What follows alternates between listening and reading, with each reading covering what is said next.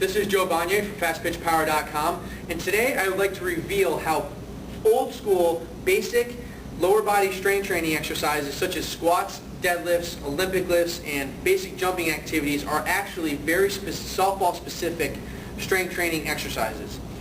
At first glance, they don't look to be softball or sport specific at all, but if you take a closer look at the exercises, you take a closer look at softball skills and what actually determines performance on the field, I really think you're going to see and be convinced how these exercises are your best option to improve on-field speed, okay, whether it's running, throwing, or batting. This one idea that I want to install in viewers, parents, coaches, athletes is that softball performance, athletic performance for field court sport athletes, speed of movements, resultant speed of movements, whether it's running, throwing, or batting, is determined first by how hard an athlete pushes into the ground. That language is very simple, but yet very specific and important. Okay? All movements begin with and whose resultant velocity are determined by a push into the ground by the lower body. Okay? When you run, you push into the ground. You do not reach out in front of you. Okay? Reaching out in front, making your stride longer is a bad cue. Right? I don't expect the viewers to know this, but when we're training an athlete, the athlete is trained to push harder.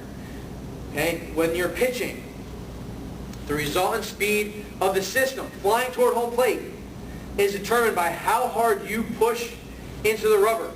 There's research to support this.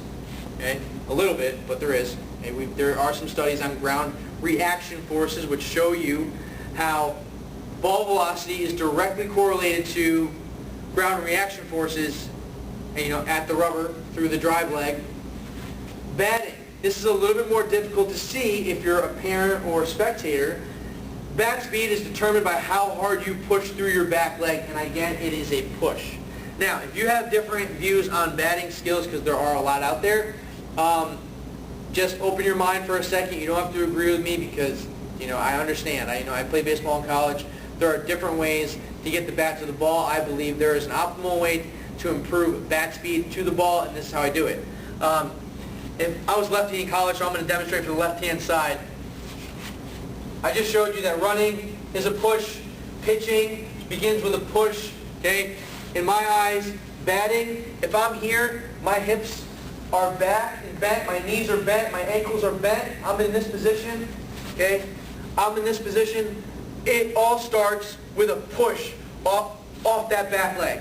The extension of the hip, knees, and ankles. Do not worry about what my front side just did. It's very hard to demonstrate a push in batting, okay, because everything happens so quickly. There's a very short excursion laterally toward the pitcher, okay? As soon as this foot pushes and completes its extension, the athlete is already posted up on a strong front side.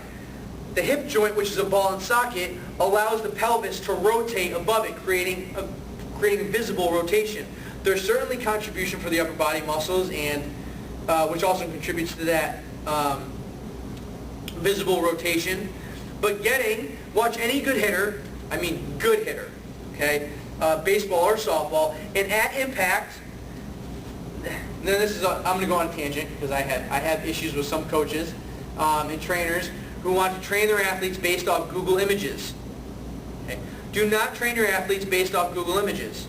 Okay? Train your athletes based on experience and experts, and research. All right? At this position, at impact, here, okay, all my weight is on this leg. Okay? You might not believe me, okay? But I'm telling you, all right, because it looks like right now that I have an even weight distribution between my front foot and back foot because I'm still. But at impact, all my weight has been transferred into this front side. Okay? I am super light on this back leg, and if you watch good hitters, they almost come off the back foot at impact. As soon as that ball exits the bat or the barrel, the foot is now back, okay, and then you get that snapshot. on Google Images, and it looks like they have a balanced, even weight distribution. To me, that is absolutely incorrect. Okay, batting power comes from exhausting extension off this back leg, hip, knee, ankle, into the ball. Okay, with rotation. Okay, that brings the hands around. If I have a good, stable, strong front side, if I have a good mobile front side, I have a good joint, a good greasy joint in the hip, my body spins. Okay, my hands move freely into the ball, and I get all the power transmitted out of this back hip right here in lower quarter, okay, into the front side. It comes up into my body and then out through the hands. Okay? But in hitting, we do not spin. We push off the back side. Extension. Hip, knee, ankle. Now, if you believe that, if you don't in hitting, okay, we won't go there now. Okay, we can go in that, we can have that conversation later on. But you can't deny in running and pitching that the resultant velocity of the movement is determined by how hard the athlete pushes into the ground. Okay?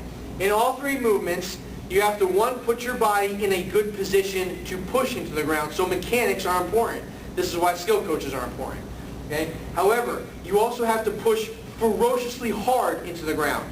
The harder I push against the ground, the harder the ground pushes back on me. Because the ground is huge and I am little, I fly away from the ground. That's a very simple way of explaining, this idea of physics in softball, and how strength directly benefits speed. Okay? I have to push hard away from the ground. So strength training exercises need to be designed to improve the capacity of the lower body to flex, bend, bend, bend, bend, and then extend, extend, extend, extend, all the way from the hips through the toes. So now, squats become relevant, deadlifts become relevant, Olympic lifts or weightlifting exercises, they're old school. Typically they've been confined to the football players, in which I'm taking a barbell, flexing my hips, my knees, and my ankles, and then extending my hips, my knees, and my ankles to catch, to perform a clean. That was the worst clean ever, by the way. You know how hard it is to do it with no weight? That was not a good example.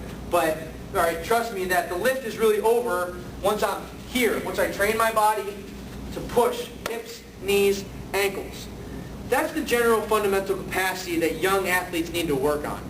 Okay? It's not developed through low load, low resistance, specific exercises. Okay? You have to combine pure skill work in drills that work on the athlete's technical weak links. This is why you don't just swing more to improve your swing. Okay? You do specific drills that a qualified coach knows is working on your specific link. Okay? You have to do specific exercises that build specific capacities. You can't just you can't play more softball to get better at it. That helps, yes. But your skills have to be there. But the capacities which support those skills has to be there. Force application, all right? That's also known as strength. Right? They're synonymous. How hard are you pushing on the ground? How do you develop that? You learn the basic exercises with body weight, with no resistance, squats, deadlifts, lunges, step-ups, jumps, all of which I've demonstrated on fastpitchpower.com. Okay? You learn it with, the progression is you learn it with no weight. Okay? You gradually add a little bit of weight without insulting exercise technique. If you're a parent or coach or trainer, you have to supervise your athletes. All right? Progressively load. Then take some time off. Go back, load up some more. Take a week off. It's very simple. For a 13, 14-year-old girl getting started, this is the way to do it.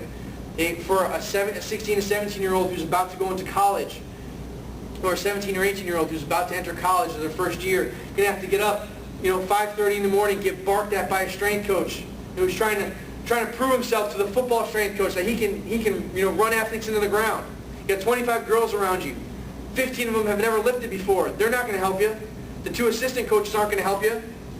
Okay, you're going to have to know it on your own. All right, you don't want to call home and say, Mom, I can't, or Mom and Dad, I can't keep up with it. It's too much of a time commitment. This was your dream. Division I, you're there. Okay? Start now, please. Learn the basic exercises. Okay? Get this stuff done because you're going to have to do it sooner or later. Okay? I'm trying to put this stuff in softball terms as much as possible. I hope you see the resemblance between basic strength training exercises and softball-specific performance.